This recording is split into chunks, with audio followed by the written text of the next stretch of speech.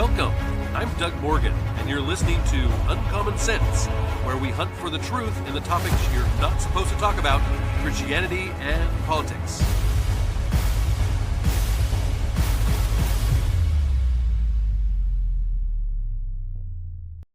And guess what time it is? It is time for FOMO Friday. Yes, FOMO Friday is what we do every Friday here on the podcast. We like to go over the stories of the week and let you know what's happening around the world, because you're not listening to propaganda media anymore, are you? And so you want to know what's going on, and we bring you those stories to let you know a little bit about what's going on. And this week, we bring you some stories from the Daily Wire. And this very first one is about Trump. Of course, Trump came out with his speech to the nation. And I guess the best way to sum things up was an opinion piece by Ben Shapiro. I like what he had to say on it. He said that on Wednesday night, President Trump attempted a reset of the first year of his presidency. It was an effort to seize the narrative away from the left, which keeps hammering away about affordability. To set the scene, the president obviously is looking forward to the 2026 midterm elections, but Republicans are not in amazing shape for them. They're down on the generic congressional ballot by a significant amount at this point.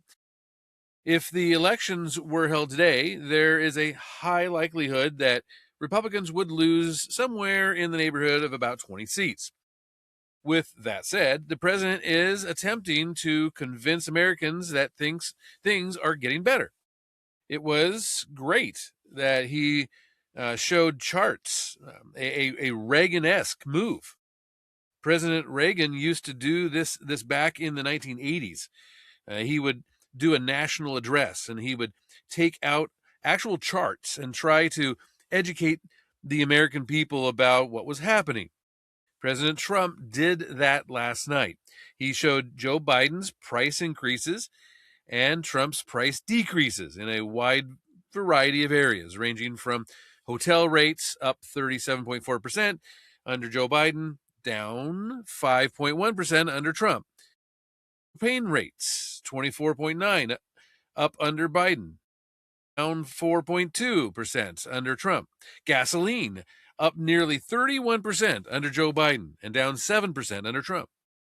Sporting events up nearly 50% under Joe Biden, down almost 10% under Trump. Those are all really good things to show the American people. The one problem is that when you look at a chart like that, you think that the baseline price has gone down from where it was before Joe Biden. But that's not true. If the price rises 40% under Joe Biden, then comes down to 10% under Donald Trump, it's still higher than it was before Joe Biden took office. That's the embedded part of the economy that President Trump is not really going to be able to wipe away. Years of inflation cannot be wiped away absent some sort of economic downturn. But the president was right to point out real wage increases under his tenure and wage decreases under Joe Biden.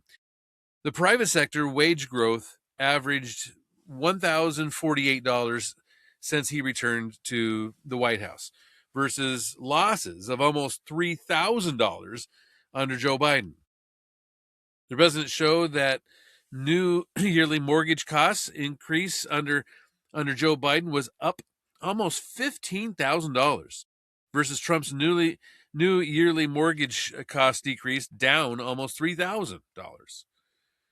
When he referred to Obamacare, he pointed out it's not the Republicans' fault, it's the Democrats' fault. It's the Unaffordable Care Act, and that is true. So here's the big question: why aren't Americans feeling it? There are a few reasons. One is that Americans expect the amounts they currently pay to actively plunge, not just from where they were last year, but from where they were 3 or 4 years ago. But if you radically inflate prices and then decrease them marginally, people are still going to feel priced out.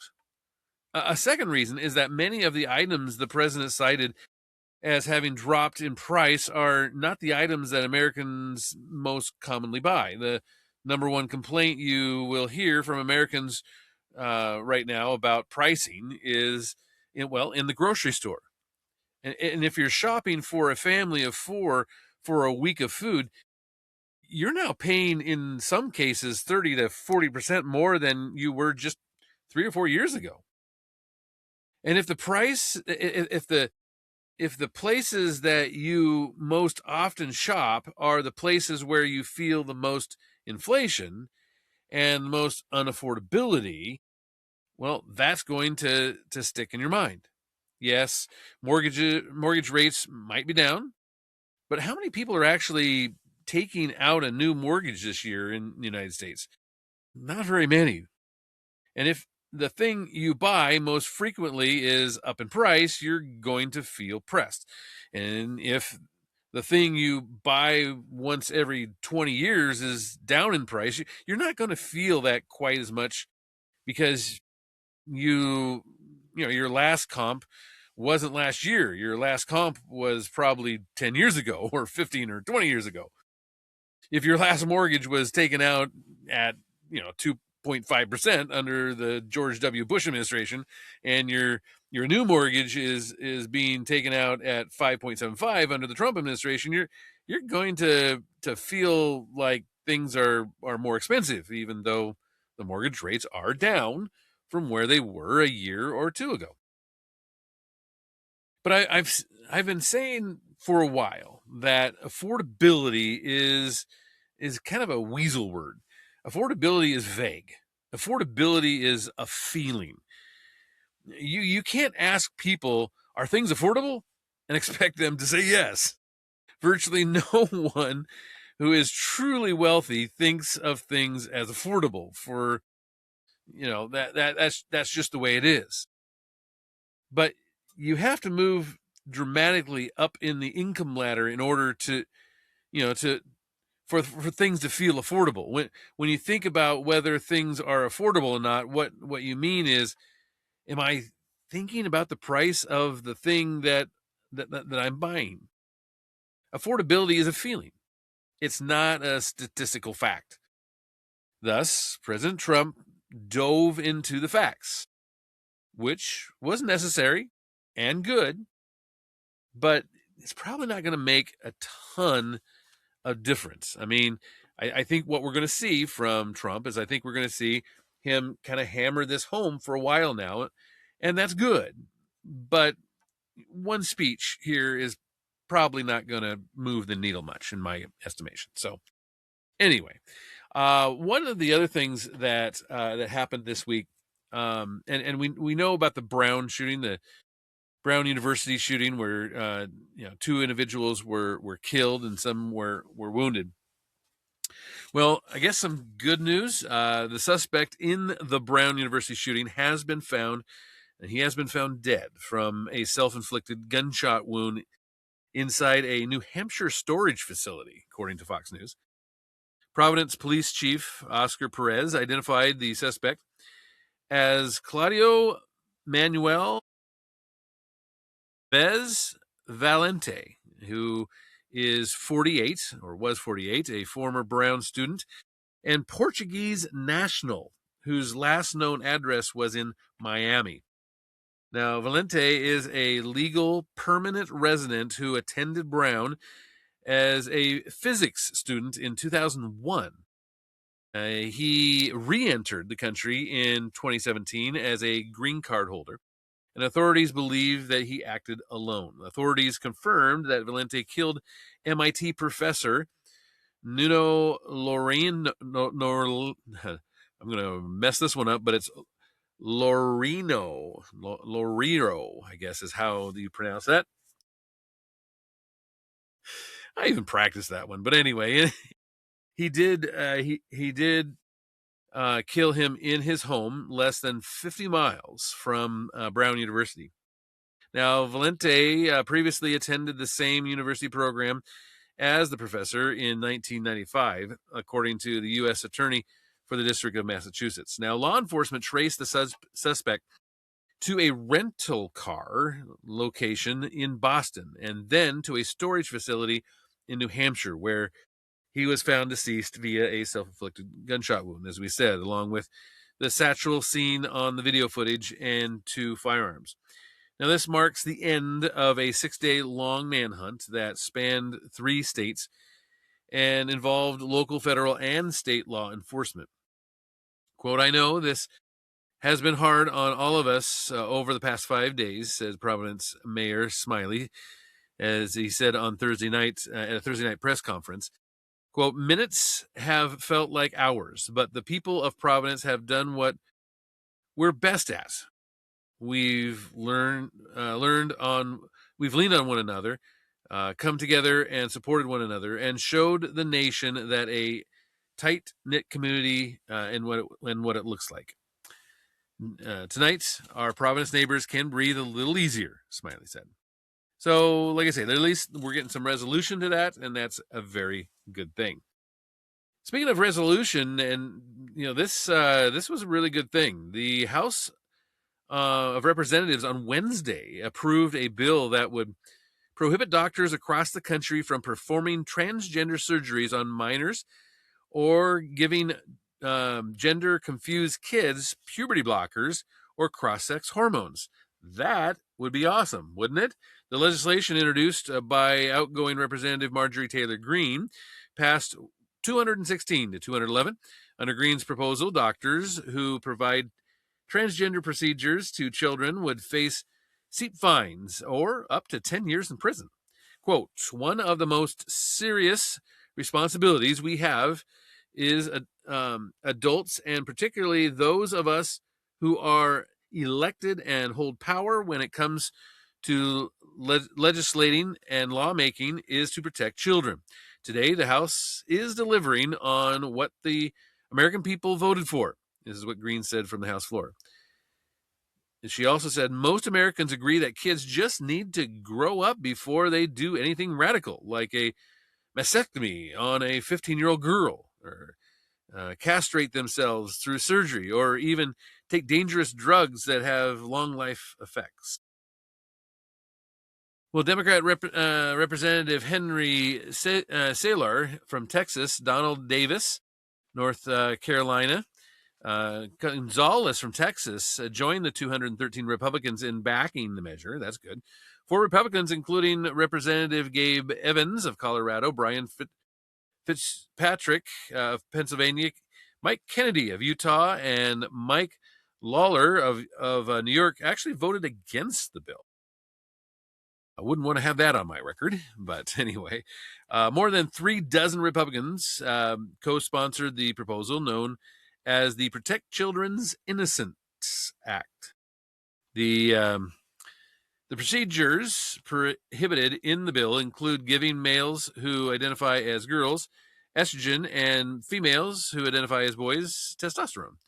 Cross-sex hormones given to children can have profound impacts on fertility, sexual function, and heart health. The law also blocks doctors from giving kids puberty blockers, which can significantly harm bone development. And it would also ban genital surgeries and the removal of breasts of girls who identify as boys. American Principles Project President Terry Schilling praised the bill's passage. And the legislation now heads to the Senate, where Republicans have previously introduced similar proposals. In September, Senator Marsha Blackburn, the Republican from Tennessee, introduced legislation to ban transgender procedures nationwide, a measure the Trump administration quickly endorsed. And the bill has not advanced since its introduction and has not yet received a committee hearing or vote. More than 24 states have moved to enact similar bans on transgender procedures over the last few years. And now this would make it a national law, and that would be awesome. What's not quite so awesome is that we did have, and this is, I guess you could call this celebrity news. Longtime NASCAR driver Greg Biffle and his family were among those killed in a plane crash on Thursday morning in Statesville, North Carolina, about 45 miles outside of Charlotte. Representative Richard Hudson confirmed the news, saying, quote, "I am devastated by the loss of Greg, Christina, and their children, and my heart is with all who love them," Representative Hudson said. Biffle's close friend, Garrett Mitchell, said the Biffles were flying to visit him when the plane crashed. Unfortunately, I can confirm Greg Biffle, his wife Christina, daughter Emma, and son Ryder were on that plane because they were on their way to spend the afternoon with us. We are devastated, and I'm sorry to share this, is what Mitchell said. Biffle's daughter was a teenager, and their son had just turned 5. The source with knowledge of the situation told the Daily Wire there were a total of 6 passengers on board. And according to the airport officials, the Cessna C-550 airplane crashed while landing at Statesville Regional Airport around 10:15 a.m. in the morning. Video from witnesses showed the airplane engulfed in flames near the runway. The crash caused a multi-agency response. Flight tracking records showed a Cessna C-550 registered to GB Aviation Leasing LLC that took off from Statesville Regional Airport at 10:06 a.m. before turning around shortly after taking off to head back to the airport. GB Aviation Leasing LLC is a private company linked to Biffle, and Biffle was a longtime NASCAR driver. You may have heard of him, becoming one of only 3 drivers to win the Busch Series and Craftsman Truck Series. He was a nominee for the 2025 NASCAR Hall of Fame. Biffle was known for more than just his skills on the track, though. He was a humanitarian who helped out greatly when North Carolina was devastated by Hurricane Helene. Biffle used his personal helicopter to take generators and chainsaws and water and essential supplies needed to those in the impossible to reach regions devastated by the storm. He even helped raise more than $60,000 from T-shirt sales for Western North Carolina relief efforts. Quote, "They were friends who lived their lives focused on helping others," is what Representative Hudson said. He was an extraordinary person as well, and will be remembered for his service to others as much as for his fearlessness on the track. And Biffle said that he loved anything with gas and wheels. It was evident in his love for aviation. The private pilot flew out of Statesville Airport often, and according to the City of Statesville website, the airport is city-owned and provides corporate aviation facilities for Fortune 500 companies and several NASCAR teams. Airport officials said in a press conference on Thursday that the airport is shut down while debris is cleaned up, and the Federal Aviation Administration is investigating the crash. And at this time, there is no official cause of the crash. Sounds like it might be some electrical type of stuff, but obviously he had just taken off and then had to turn around and come back and didn't quite make it down. Also, in celebrity news, there was another death that kind of rocked the nation, and that is that Hollywood is definitely still absorbing the shock of the violent deaths of filmmaker Rob Reiner and his wife Michelle Reiner. And another development further stunned the industry. Reiner's 32-year-old son had been arrested and booked on suspicion of their murders. And then entertainment industry insiders began to tell their stories, and it soon became clear maybe no one should have been surprised. It seemed like everyone in LA knew that the screenwriter Nick Reiner had been a ticking time bomb for years. And unfortunately, it looks like that he was the one that ended up killing his parents. it's with mixed emotions. I mean, he obviously Reiner, it was very famous. He was the director of the second best movie ever made, Princess Bride, right, right behind Kelly's Heroes. but he, in his personal life and his personal comments weren't very nice when people died. People were murdered and things like that didn't share his ideology. And so, there are some there's definitely been a mixed bag of responses to this, but I would say, obviously, this is a sad thing. You don't want to see anyone murdered, and whether or not you think highly of what they had to say while they were living or not. I think the high road is to say that this guy was very talented individual when it came to movies and that type of thing, and TV, and so he will. It is a loss, and so I think that's where we should go with that.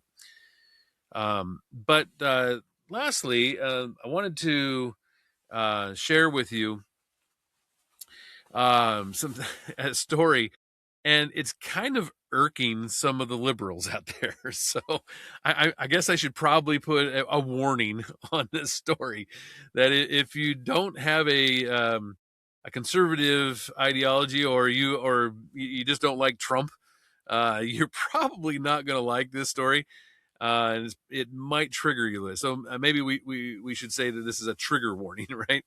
Well, the White House unveiled new plaques beneath the portraits of American presidents on its Presidential Walk of Fame on Wednesday, with some of the plaques including President Donald Trump's jabs at former President Joe Biden and Barack Obama. So, I mean, yeah.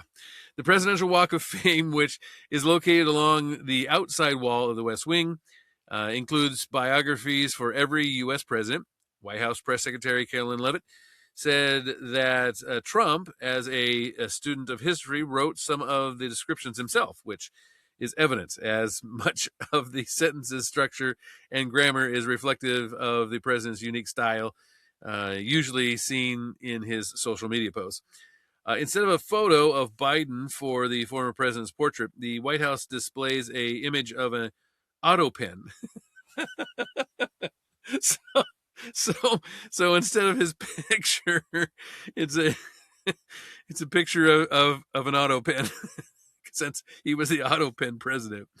The text beneath the image reads, "Sleepy Joe Biden was, by far, the worst president in American history, taking office as a result of the most corrupt election ever seen in the United States. Biden oversaw a series of unprecedented disasters that brought our nation to the brink of destruction.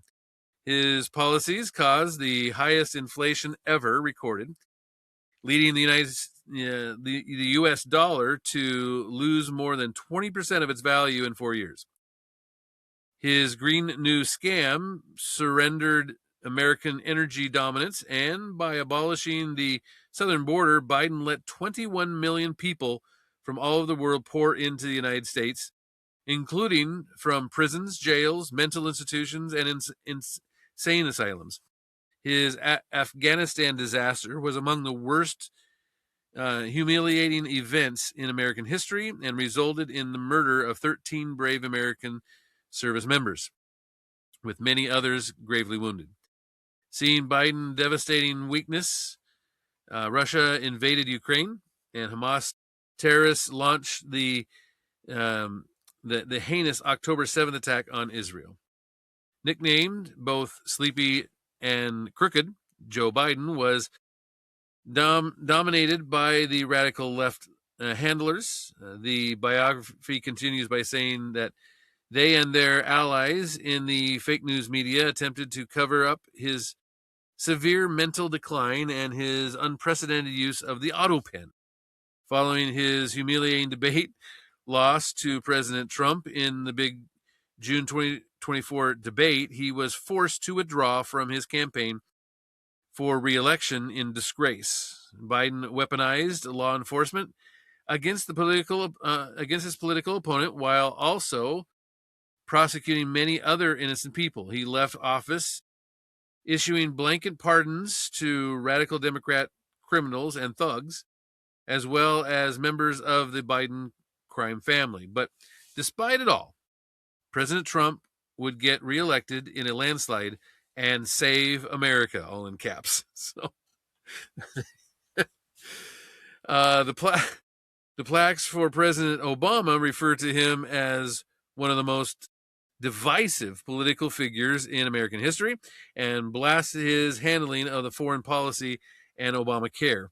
Obama's plaque reads this, says, Barack Hussein Obama was the first black president, a community organizer, one-term senator from Illinois, and one of the most divisive political figures in American history. As president, he passed the highly ineffective Unaffordable Care Act, resulting in his party losing control of both houses of Congress and the election of the largest House Republican majority since 1946.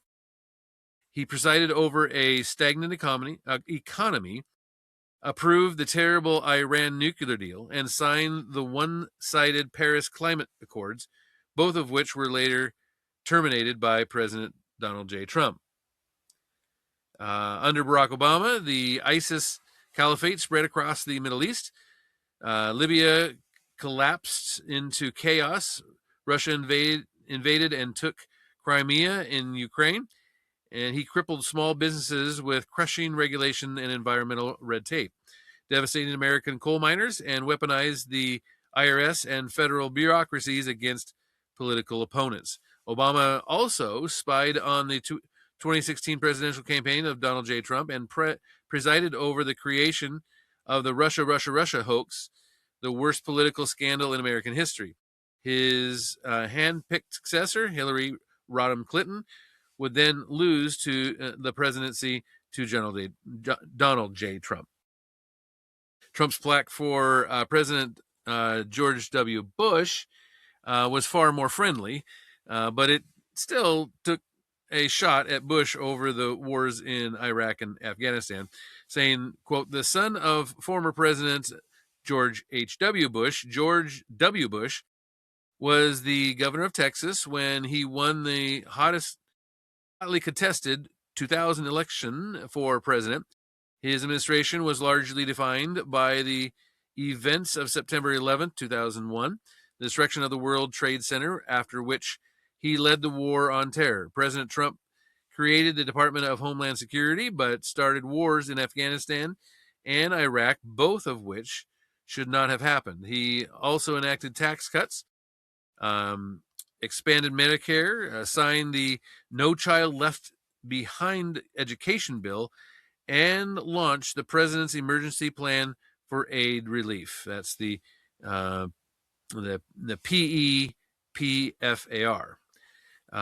Shortly before the end of the administration, a global financial crisis and major recession took place. Thought the one for Clinton was kind of interesting. It said, for President Bill Clinton, Trump's plaque highlights the economic boom in the 1990s, but it also mentions the scandals that plagued his presidency.